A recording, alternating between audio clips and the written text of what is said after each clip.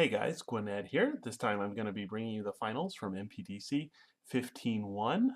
In this match I'll be featuring Don Fluzzo 2 versus Hyku. Don Fluzzo is playing a Kuldotha red deck that is splashing blue, and Hyku is playing a black-white mid-range. Hyku's deck is actually very similar to the monochromatic mid-range deck that was popular for a time last season. So with that, let's get started.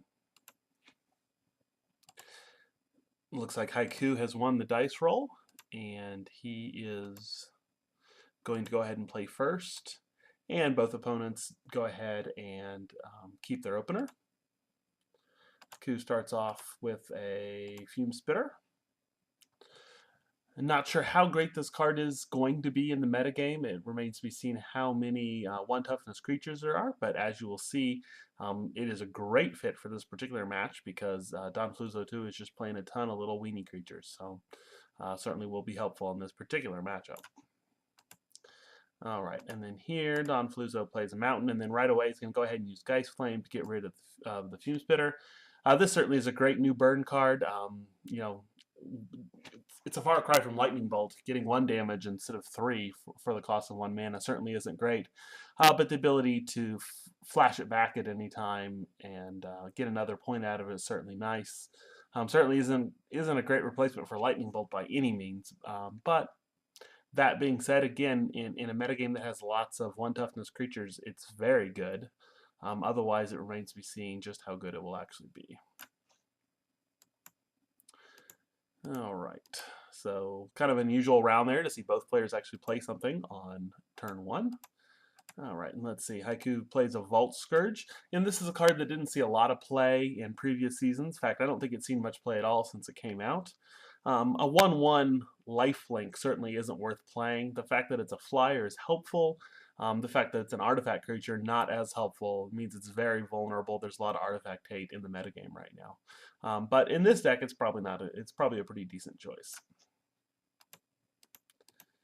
And then on his second turn, Don Fluzzo is going to answer. He goes ahead and uses a second Geist Flame to get rid of the Vault Scourge, and then plays the Sylvic Lifestaff. And see, this right here, this is the reason why there's so much artifact hate in the metagame right now.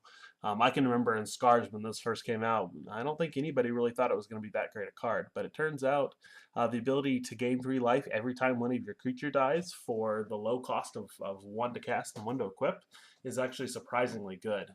And the boost in power is certainly not insignificant either.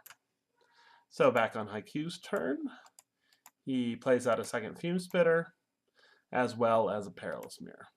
He passes the turn back. And Don Fluzzo here finds a Perilous Mirror of his own that he'll go ahead and equip with the Sylvic Lifestaff. Oh, interesting. Okay, so that happened really fast. But basically what happened is when he went to equip, Hyku used the Fume Spitter and went ahead and sacrificed it to get rid of the Perilous Mirror, which seems like a good effect, except now that Don is going to be able to take the 2 damage off of the Perilous Mirror and presumably put it on Hyku's Perilous Mirror. So in some ways that's kind of a 2-for-1, although I suppose, yeah, now Hyku will just place it on Don Fluzzo, so it kind of removes some of the sting from it, but not sure that was really a great play, but I guess it's fine. Back on Hyku's turn, he's going to go ahead and cast a second Perilous Mirror, as well as a Glenhawk, which he will bounce back to his hand. And now Don Fluzzo is going to play out an Incinerate to get rid of the Glenhawk and pass the turn. Hyku draws, but doesn't have any plays. And then Don Fluzzo finds an Ichor Wellspring. This deck uses quite a few of these cards. It's a great little trick. It actually literally does nothing other than draw a card. But if you've got some way of destroying an artifact and for a benefit, then it's worth playing in your deck. The 2 cards I know of that are good for that would be Kuldotha Rebirth, which of course that's what this deck is named for. You know, destroy an artifact, get 3/1/1 goblins. And then there's another spell that makes you sacrifice an artifact and you get to do, I think it's either 4 or 5 damage. I don't recall the name of the card right now. In any case, let's go ahead and keep going here. And he'll pass the turn back, and then on Hyku's turn, he casts a Doom Traveler. Doom Traveler's definitely been kind of the surprise hit of Innistrad so far. It doesn't look like much. You know, a 1/1 for 1 certainly isn't anything, you know, worth mentioning. But the fact that it comes back as a white spirit token with flying is actually very, very significant. Really makes it so you really don't want to block this card because a 1/1 flyer is just such a great upgrade. All right, so let's see what if Don Fluzzo has an answer here. So here he is going to go ahead and looks like and just use the flashback cost from the Geist Flame to get rid of the Doom Traveler. Of course, that is going to go ahead and drop the Spirit Token onto the battlefield. And just passes the turn back. On Hyku's turn, he finds a Sylvic Life Staff and goes ahead and equips. Or at least he tries to equip, but it looks like Don Fluzzo has an answer. He's going to go ahead and Galvanic Blast to get rid of the Spirit. All right, and now I'm back on Don Fluzzo's turn. He's going to play Flare Husk and get a Germ Token. And then Hyku answers with a second Doom Traveler, which he goes ahead and equips with Sylvic Life Staff. At least he's going to attempt. And it does look like, once again, Don Fluzzo is going to go ahead and use a flashback cost to get rid of the Doom Traveler.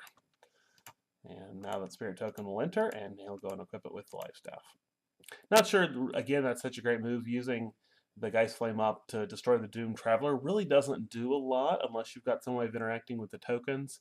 The fact that it's flying is actually a lot harder for Don to deal with other than continuing to burn it out. So in some ways it's kind of a waste since it ended up with the Life Staff equipped anyway.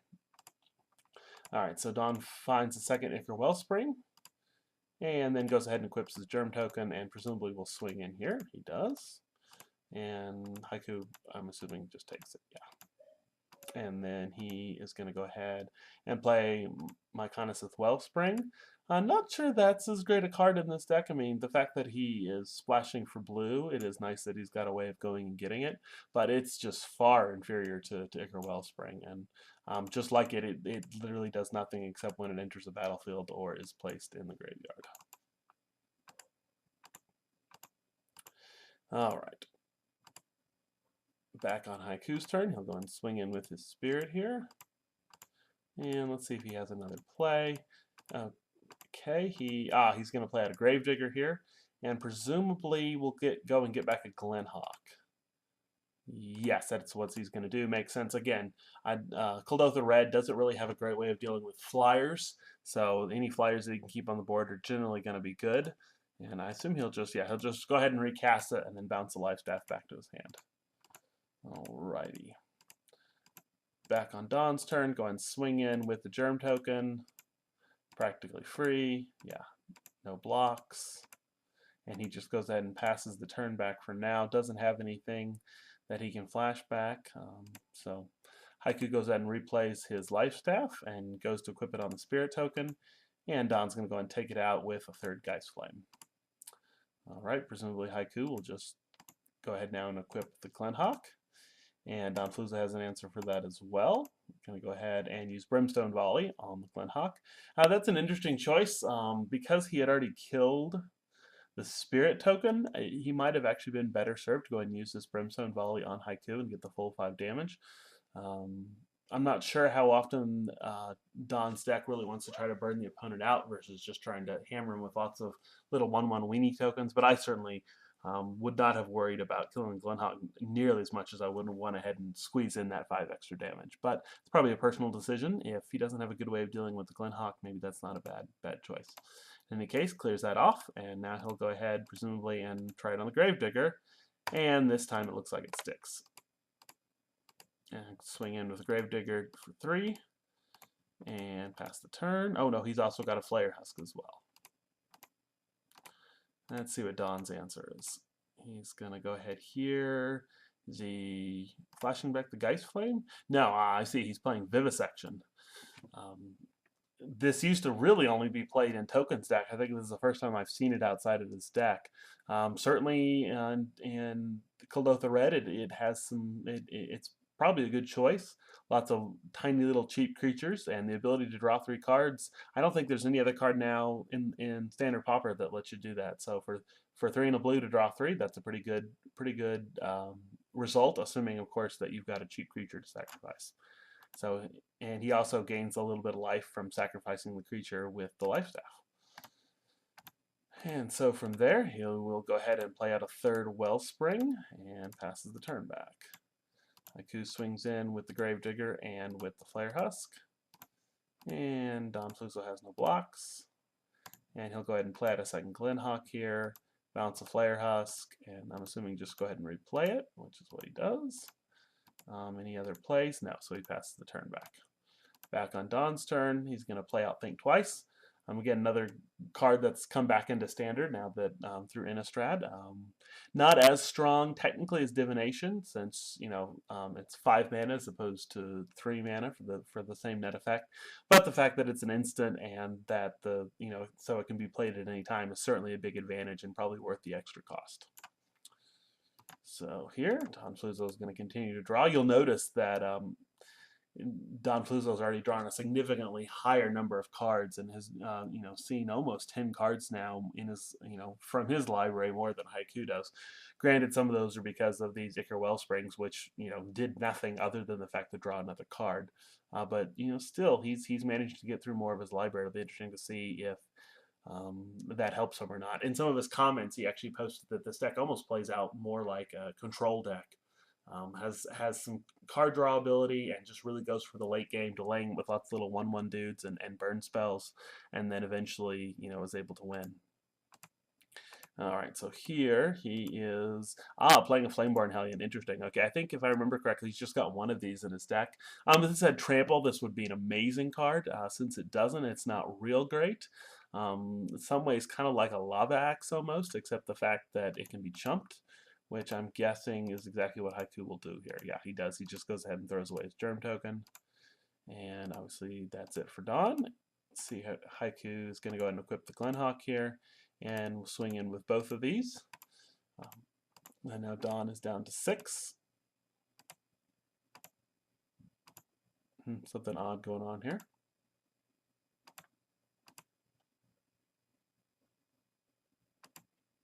There we go. Not sure what happened there. And so now Hyku has lethal on the board, assuming that Don can't remove any of the creatures. And just for good measure, goes ahead and adds a Perilous Mirror and equips it with the Flare Husk.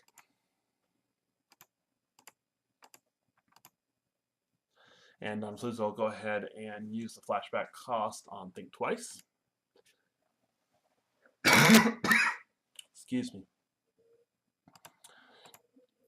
And then is able to find himself, a Kuldotha Rebirth. So sacrificing the Ichor Wellspring, draws a card and gets 3 little chumpers now, which is certainly not insignificant. And he's got enough equipment that he can actually go ahead and put some equipment on them as well. All right, let's see if he equips it. He goes ahead and just equips it on the Germ Token. Interesting.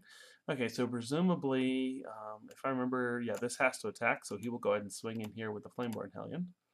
I might have been tempted to put the Sylvic Life Staff on it, simply because he could use the life gain, but that's just me.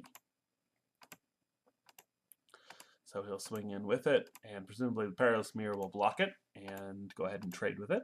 And that is indeed what happens. Yeah, I think it would have been smarter to put the life staff on there. It was going to die anyway. It would have been great to gain the life off of it. And I don't really think he has anything better to do with his mana. Okay, and he just used his last red mana to go and get rid of the Glenhawk. Back on Hyku's turn now. He goes ahead and equips the Gravedigger. And going to go ahead and hold back. Let's see, had he swung in, probably would have gotten a 2-for-1 there. As he almost certainly would have blocked. Might have been worth it to go ahead and swing in there. I mean, on the crackback, he would have taken 6. Well, I say that. He probably would have taken 5 at the most. And I'm so sorry. Anyway, I probably would have attacked there. Let's see what Don has to do. He's going to wait and go and attack. And is just going to swing it out. Interesting. Just swinging in with the 2 powered guys. Not sure what that's about. Oh, does he have a... He does still have a Geist Flame. So presumably here, so I don't know if Hyku sees this or not. So if he blocks one of these, he can then use a flashback cost on the Geist Flame and take him out. Maybe that's why he didn't attack with the 1/1s. Had he attacked with the 1/1s, he would have gotten in at least one more point of damage, maybe two if he just decided to block the 1/1. Yeah, I probably would have swung in with all of them there. But he will just go ahead and block that one, and then he'll go ahead and use the flashback cost on the Geist Flame to take it out. And Hyku will gain a little bit of life. And then Don Fluzo goes and plays a Perilous Mirror as well. And equips it with the Flare Husk and passes the turn back. So here, Hyku draws into another Flare Husk, which he'll go ahead and suit up with its various equipment and pass the turn back. Back on his turn, Don Fluzo go ahead and swing in again, just using the 2/2s here. Considering the amount of life that Hyku's at, it probably doesn't make sense to throw away the Goblin for an extra point of damage. So the Germ Token will block the Perilous Mirror. He will gain 3 life, and then the Perilous Mirror will deal 2 damage to Hyku. Back on his turn, Hyku finds a Phyrexian Rager and takes the ping, and presumably here we'll just suit it up. Yep, that's what he's going to do. 4/3 is certainly respectable. And passes the turn back. And Don Fluzo finds, is that his 4th Perilous Mirror? Maybe only his 3rd, but those have certainly been very, very good for him in this game. The ability to do that extra 2 points of damage when it dies, plus suit it up from the Flare Husk, it really is actually a surprisingly effective card. So here he'll go ahead and boost that little Germ Token up to 3 power and swing in. And see if Hyku blocks. He declines to block. And Don Fluzo is going to go ahead and move some of that equipment around and pass the turn back. On his turn, Hyku goes ahead and makes himself a super little 5/4. He can't really... Let's see, if he swings in now, he again, because he's at 6 and it's a 5, he almost certainly would block. I think attacking here would be correct for Hyku. It's a little bit risky, because if he doesn't block, he would take 4, 5, 6 on the crackback, but he's going to take almost that anyway next turn. So I probably would have attacked there, but he declines. Let's see, missed something there. Oh, okay, Don Fluzo just moves the Flare Husk over. And then we'll swing in with the Perilous Mirror, and Hyku can't block it, because if he does, he'll trade it. Oh, but he's going to go ahead and block it anyway. I'm not sure why he's making that block. No real need to. It is nice that he gets the Perilous Mirror off the table and gains himself some life, but I don't think I would have blocked there. And, okay, now that is the 4th Perilous Mirror, which has just proven to be really, really good. Now that said, he's been through half his deck, so he's going to see a lot of his cards, but still, that's pretty good.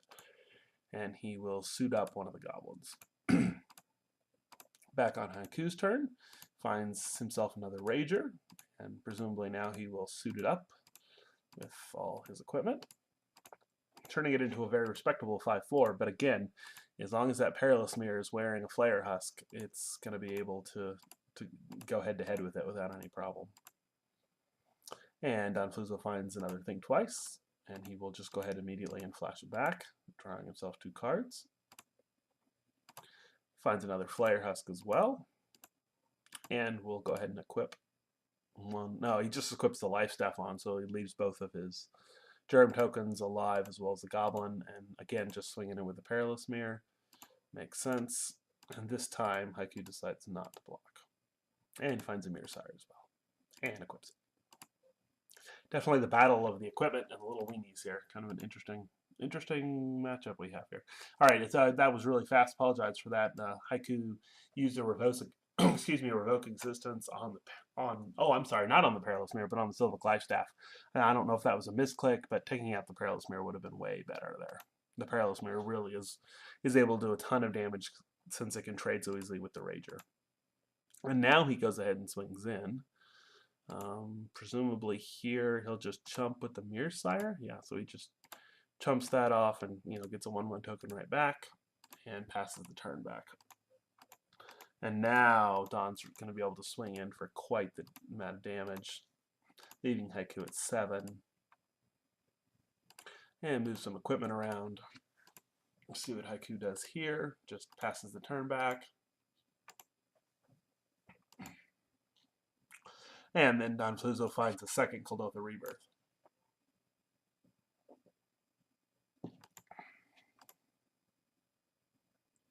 And sends out his own little army of 1/1s. Another Life Staff.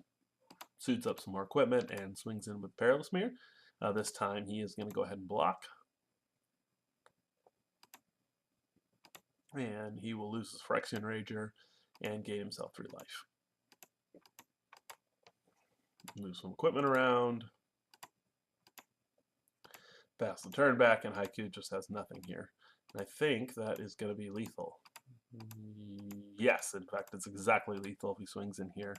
Hyku doesn't have an answer. And all right, so that's how the first game ended. Kind of a longer game.